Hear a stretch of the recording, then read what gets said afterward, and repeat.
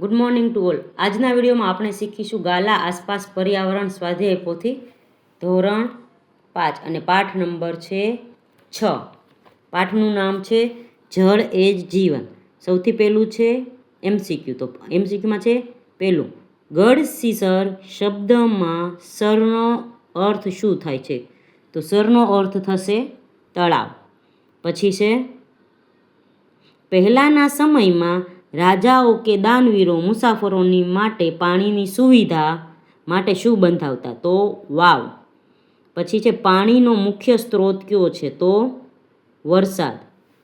પછી છે અમદાવાદની નજીક આવેલી મોટી વાવ કઈ છે? તો જવાબ આવશે સી, અડાલજની વાવ. પછી છે નીચેનામાંથી કયા કાર્ય માટે પાણીની જરૂર પડતી નથી? તો જવાબ આવશે કાગળમાંથી રમકડા બનાવવા માટે. નીચેનામાંથી કયા પાત્રમાં સૌથી વધારે પાણી સમાય? તો જવાબ આવશે ડોલ.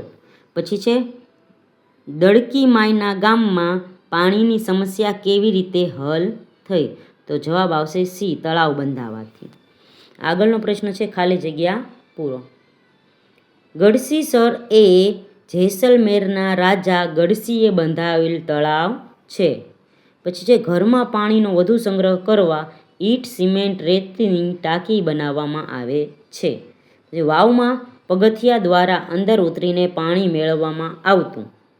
એક પ્રવેશ દ્વારવાળી વાવને નંદા વાવ કહે છે.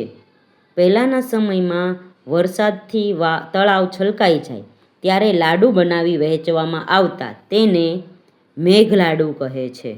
પછી જે વધુ વરસાદ આવે તો ગામના તળાવ છલકાઈ જાય છે.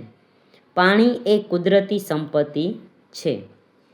પછી બોરવેલ વડે જમીનમાં રહેલું ભૂગર્ભ જળ મોટર પંપની મદદથી બહાર કાઢવામાં આવે છે.